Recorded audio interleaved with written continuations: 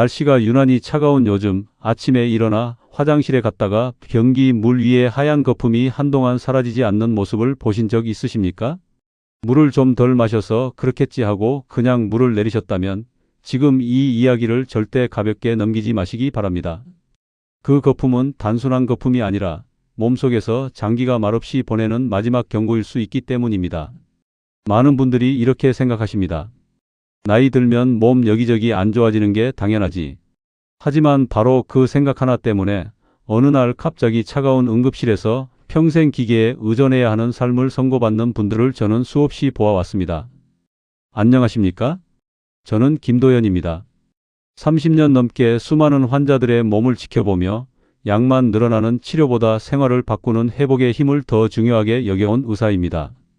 병원에서 검사 수치만 보고 끝내는 이야기가 아니라 일상에서 몸이 보내는 신호를 어떻게 읽고 어떻게 되돌릴 수 있는지를 알려드리는 것이 제 역할이라고 생각해 왔습니다. 얼마 전 제 진료실 문을 열고 들어온 이철민 씨의 표정을 저는 아직도 잊지 못합니다. 이철민 씨는 평생 큰 병 없이 지내왔고 술도 담배도 거의 하지 않는 분이었습니다. 그런데 어느 겨울부터 아침마다 소변에 거품이 생기기 시작했고 얼굴이 자주 붓고 양말 자국이 밤까지 남아 있었습니다. 처음에는 요즘 좀 피곤해서 그렇겠지 하고 넘겼지만 검사를 해보니 기능이 크게 떨어져 있었습니다. 다행히도 생활을 바로잡고 몸을 쉬게 하는 방법을 실천한 결과 몇 달 뒤 검사에서 수치가 눈에 띄게 안정되었고 지금은 예전처럼 일상을 보내고 계십니다. 이철민 씨가 제게 했던 말이 아직도 귀에 남아 있습니다. 선생님, 그때 그냥 넘겼으면 큰일 날 뻔했습니다. 오늘 이 영상을 끝까지 보시면 아침 화장실에서 보게 되는 작은 신호가 무엇을 의미하는지, 왜 특히 추운 계절에 몸이 더 빨리 무너질 수 있는지, 그리고 병이 되기 전에 일상에서 반드시 챙겨야 할 아주 현실적인 방법을 분명하게 가져가실 수 있습니다.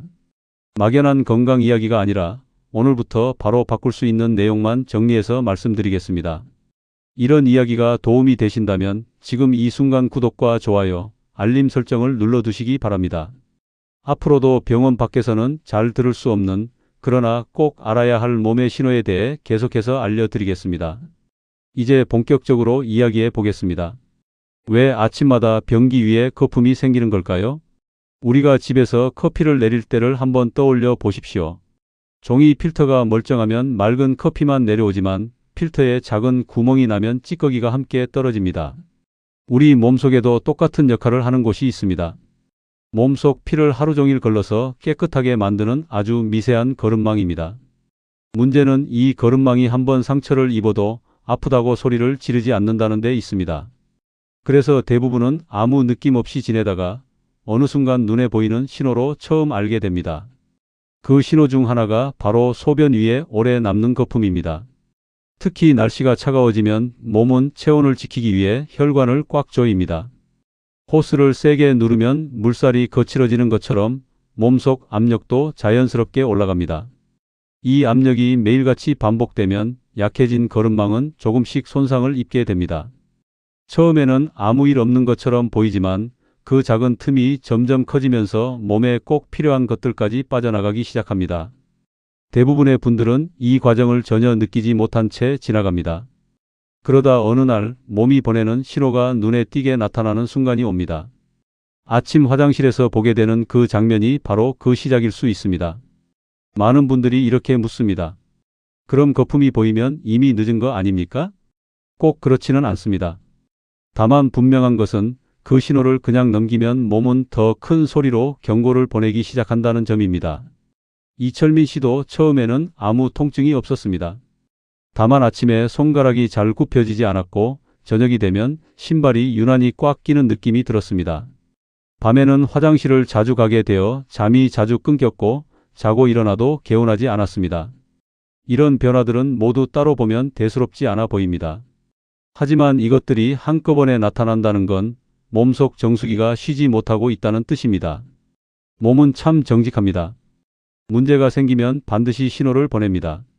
다만 그 신호가 소리나 통증이 아니라 생활 속 불편함으로 나타날 뿐입니다. 그래서 대부분은 요즘 컨디션이 안 좋네 하고 넘겨버립니다. 특히 추운 계절에는 이런 신호가 더 빠르게 나타납니다. 날씨가 차가워지면 몸은 자연스럽게 움츠러듭니다. 혈관도 같이 좁아지고 피가 흐르는 길은 점점 답답해집니다. 이때 평소보다 짠 음식을 자주 먹거나 뜨거운 국물을 자주 마시게 되면 몸속 압력은 더 올라갑니다. 이 압력을 견뎌야 하는 곳이 바로 그 미세한 거름망입니다. 이철민 씨의 생활을 자세히 살펴보니 겨울이 되면 거의 매 끼니 국이나 찌개가 빠지지 않았습니다. 몸이 차가우니 따뜻한 국물이 당연히 좋다고 생각하셨던 겁니다. 하지만 그 국물 속에 들어있는 소금기가 매일같이 몸속 정수기를 혹사시키고 있었습니다. 또 하나 놓치기 쉬운 것이 있습니다. 몸이 무겁고 관절이 불편할 때 약국에서 쉽게 구할 수 있는 진통제를 습관처럼 드시는 경우입니다. 이철민 씨 역시 무릎이 불편할 때마다 이 정도는 괜찮겠지 하며 약을 드셨습니다. 이 약들이 당장은 통증을 가라앉혀 주지만 몸속에서는 피가 흐르는 길을 더 좁게 만들 수 있습니다. 이미 부담을 받고 있는 거름망에는 이중의 부담이 되는 셈입니다. 이야기를 듣던 이철민 씨는 제 앞에서 이렇게 말씀하셨습니다. 선생님, 저는 몸에 나쁘다고 할 만한 건 안 했다고 생각했는데요. 많은 분들이 똑같이 말씀하십니다. 문제는 특별히 나쁜 일을 해서 망가지는 것이 아니라 괜찮다고 믿었던 습관이 오랫동안 쌓이는 데 있습니다. 몸속 정수기는 하루 이틀로 망가지지 않습니다. 조금씩 아주 천천히 지쳐갑니다. 그래서 되돌릴 수 있는 시간도 분명히 존재합니다. 제가 이철민 씨께 처음 드린 말은 이것이었습니다. 지금부터는 더 보태지 않는 게 가장 중요합니다. 새로운 뭔가를 억지로 더하는 것이 아니라 이미 부담이 되고 있는 것부터 하나씩 내려놓는 것입니다.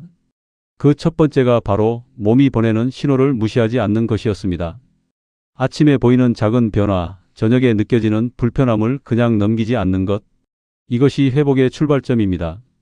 이제부터는 왜 이 신호가 특히 겨울에 더 위험해지는지, 그리고 많은 사람들이 아무 생각 없이 반복하는 행동 중 어떤 것들이 몸을 더 지치게 만드는지 하나씩 차분하게 짚어보겠습니다.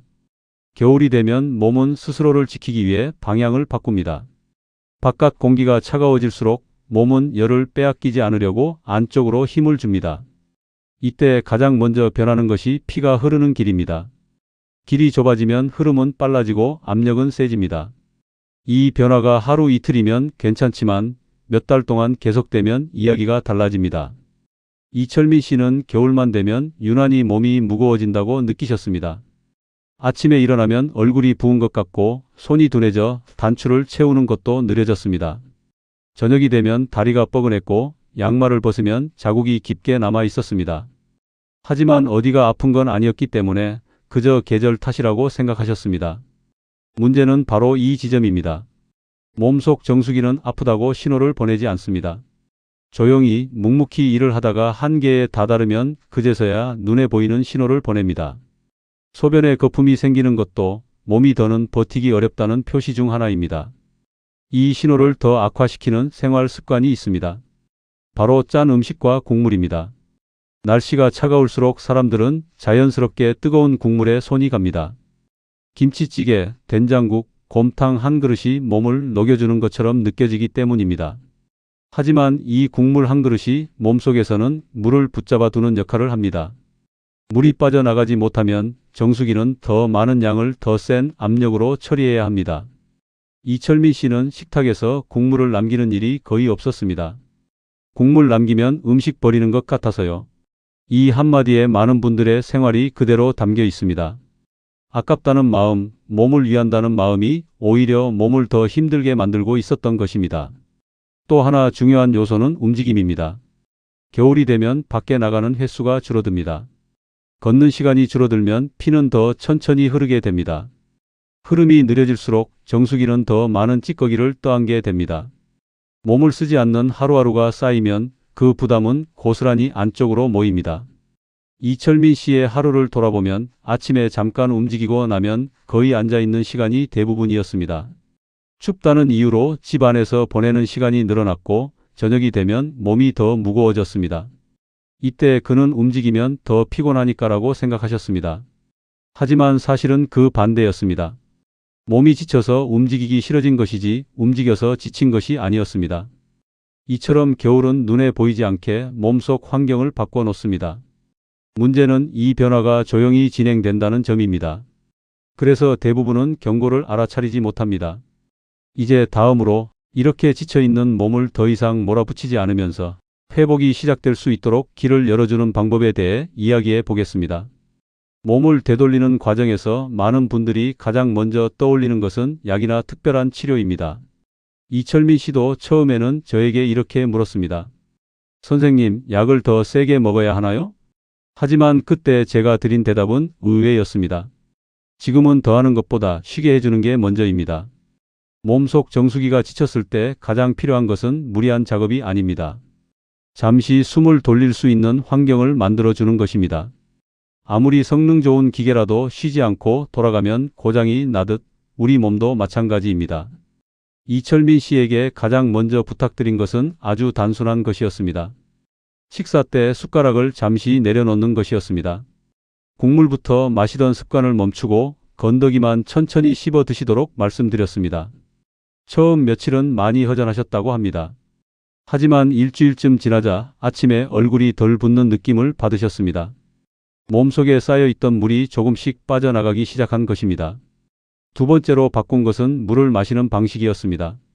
이철민 씨는 건강을 위해 하루 종일 물을 억지로 마시고 계셨습니다. 좋다는 말만 믿고 갈증이 없어도 컵을 들고 계셨던 겁니다. 하지만 몸이 처리할 수 있는 양을 넘어서면 물도 부담이 됩니다. 그래서 저는 갈증이 느껴질 때 미지근한 물을 조금씩 나누어 마시도록 조언했습니다.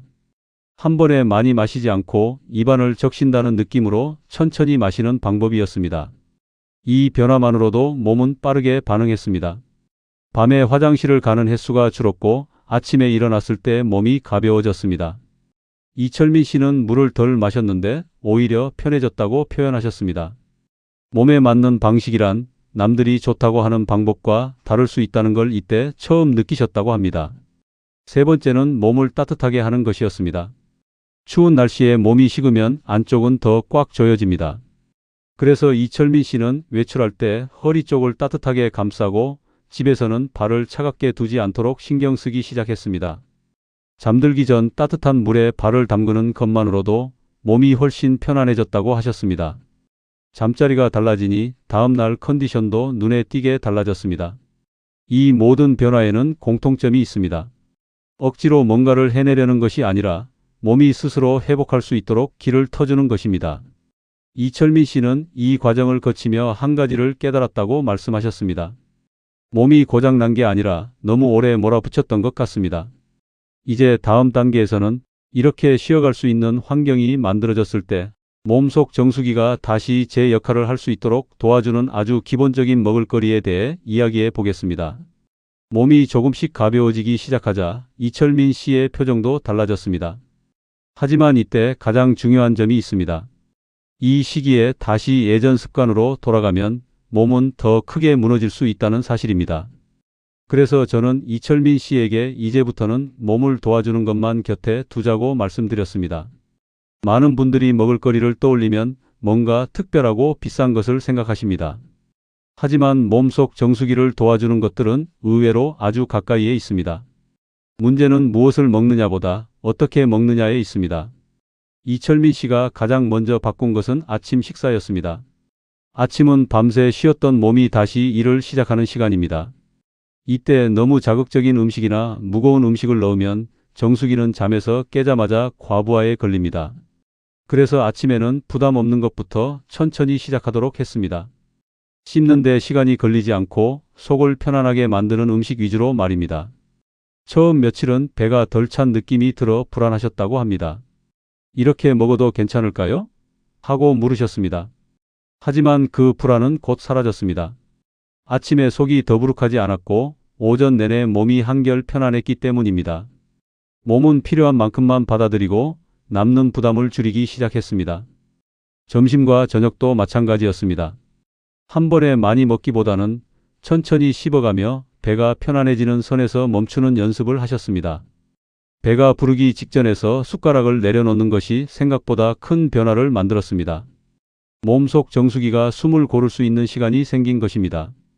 이 과정에서 이철민 씨가 가장 놀랐던 변화는 피로감이었습니다. 예전에는 식사 후면 꼭 졸음이 쏟아졌는데 이제는 그런 일이 거의 없어졌습니다. 몸이 소화에 쓸 에너지를 아껴 다른 회복에 쓰기 시작한 것입니다. 또 하나 중요한 점은 달거나 짠 간식을 멀리하는 것이었습니다. 입이 심심할 때마다 손이 가던 것들이 사실은 몸속에 불필요한 일을 더 만들어내고 있었습니다. 그래서 이철민 씨는 식사 사이에 아무것도 먹지 않거나 정말 허기질 때만 소량으로 조절했습니다. 이 작은 변화가 하루 전체의 부담을 크게 줄여주었습니다.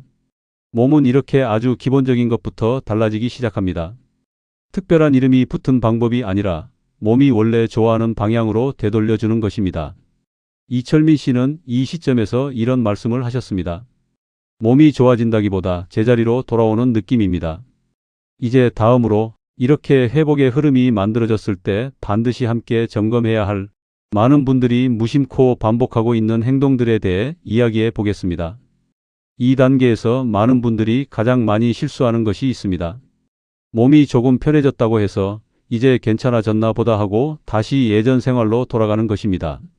이철민 씨도 잠시 그런 생각이 들었다고 솔직히 말씀하셨습니다. 하지만 몸은 아직 완전히 회복된 상태가 아니라 겨우 숨을 돌리고 있는 중이었습니다. 제가 이철민 씨께 꼭 점검하자고 말씀드린 것은 매일 반복하지만 너무 익숙해서 위험하다는 행동들이었습니다. 그중 하나가 바로 진통제였습니다. 몸이 쑤시거나 불편할 때 약국에서 쉽게 살 수 있는 약 한 알은 참 편리합니다. 하지만 이런 약들은 몸속 피가 흐르는 길을 더 좁게 만들 수 있습니다. 이미 부담을 받고 있는 정수기에는 이 작은 한 알이 생각보다 큰 압박이 될 수 있습니다. 이철민 씨는 무릎이 불편할 때마다 습관처럼 약을 드시던 분이었습니다. 그래서 저는 통증이 심한 날에는 약 대신 따뜻한 찜질을 먼저 해보자고 권했습니다. 몸을 데워주고 무리하지 않는 선에서 가볍게 움직이는 방법을 알려드렸습니다. 처음에는 효과가 없을 것 같다고 하셨지만 며칠 지나지 않아 몸이 덜 뻣뻣해졌다고 말씀하셨습니다. 피가 잘 돌기 시작하니 통증도 서서히 누그러졌던 것입니다. 또 하나 꼭 짚고 넘어간 것이 잠이었습니다.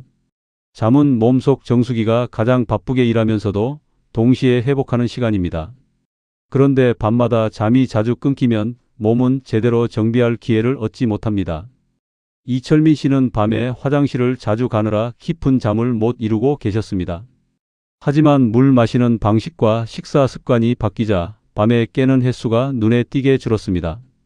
잠이 깊어지니 아침에 일어났을 때 몸 상태도 훨씬 안정되었습니다. 마지막으로 함께 살펴본 것은 마음의 긴장이었습니다.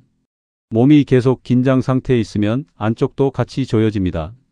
추운 날씨, 걱정, 불안이 겹치면 몸은 쉴 틈이 없습니다. 그래서 이철민 씨는 하루에 단 몇 분이라도 조용히 숨을 고르는 시간을 갖기 시작했습니다.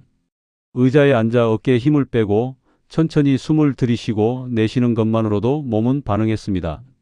이 모든 과정이 거창해 보일 수 있지만 실제로는 아주 사소한 변화들입니다. 하지만 이 작은 변화들이 모여 몸속 정수기가 다시 제 역할을 할 수 있는 환경을 만들어줍니다.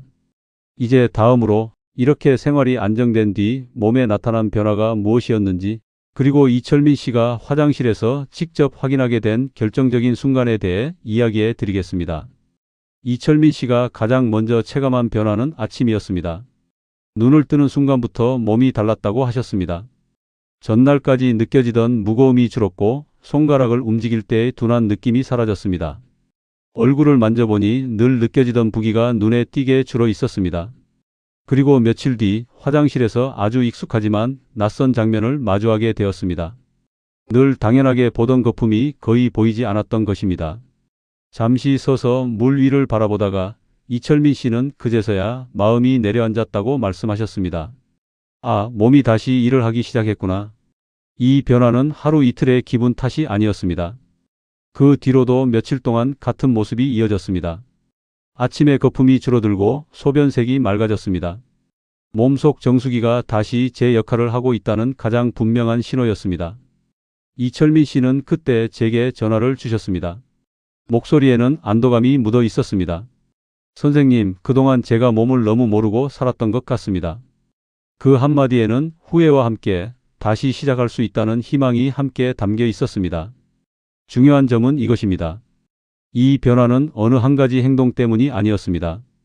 국물을 줄이고 물 마시는 방식을 바꾸고 몸을 따뜻하게 하고 잠을 지키고 쓸데없는 부담을 내려놓은 결과가 한꺼번에 나타난 것입니다. 몸은 이렇게 전체적으로 대우받을 때 회복을 시작합니다.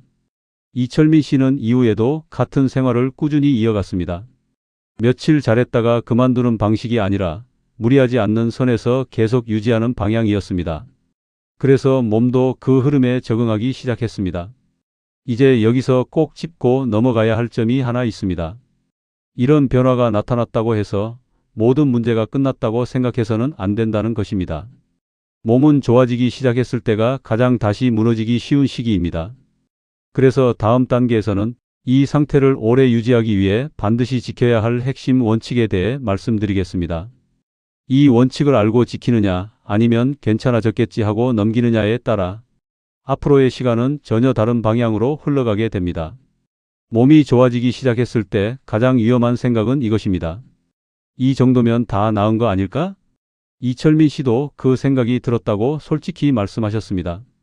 하지만 몸속 정수기는 이제 막 숨을 고른 상태일 뿐 아직 완전히 회복된 것은 아니었습니다. 그래서 저는 이철민 씨께 꼭 기억해야 할 원칙을 하나 말씀드렸습니다. 몸을 괴롭히던 것보다 몸을 도와주는 시간이 더 길어져야 한다는 원칙이었습니다. 하루 이틀 잘했다가 다시 예전으로 돌아가면 정수기는 다시 더 큰 부담을 떠안게 됩니다. 이철민 씨는 이후 생활을 점검하는 간단한 기준을 세웠습니다. 오늘 하루 몸이 편했는지, 아침에 얼굴과 손이 가볍게 느껴졌는지, 밤에 잠을 얼마나 깊게 잤는지를 스스로 체크했습니다. 검사표나 숫자가 아니라 몸의 느낌을 기준으로 삼은 것입니다. 식사에서도 기준을 분명히 했습니다. 배가 편안해지는 선에서 멈추는 것, 국물은 맛만 보고 내려놓는 것, 짠 음식이 당기면 다음 끼니를 더 담백하게 조절하는 것. 이런 선택들이 쌓이면서 몸은 안정감을 되찾아갔습니다. 움직임도 마찬가지였습니다. 무리한 운동이 아니라 매일 조금씩 몸을 풀어주는 정도의 움직임을 이어갔습니다. 집 안에서 가볍게 걷고 어깨와 허리를 천천히 돌려주는 것만으로도 충분했습니다. 중요한 것은 꾸준함이었습니다. 이철민 씨는 어느 날 이런 말씀을 하셨습니다. 예전에는 몸을 쓰면 망가질까봐 겁이 났는데 지금은 안 쓰면 더 불안합니다. 몸이 회복되면서 스스로 균형을 찾기 시작한 것입니다.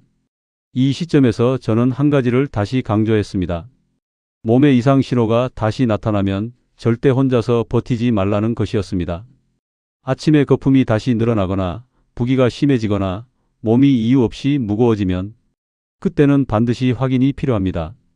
이것은 겁을 주기 위한 말이 아니라 몸을 오래 지키기 위한 약속입니다. 이제 마지막으로 이 이야기를 듣고 계신 분들께 꼭 전하고 싶은 말을 드리며 오늘의 이야기를 정리해 보겠습니다. 이 이야기를 듣고 계신 여러분께 꼭 드리고 싶은 말이 있습니다. 몸은 절대 갑자기 배신하지 않습니다. 항상 먼저 신호를 보냅니다.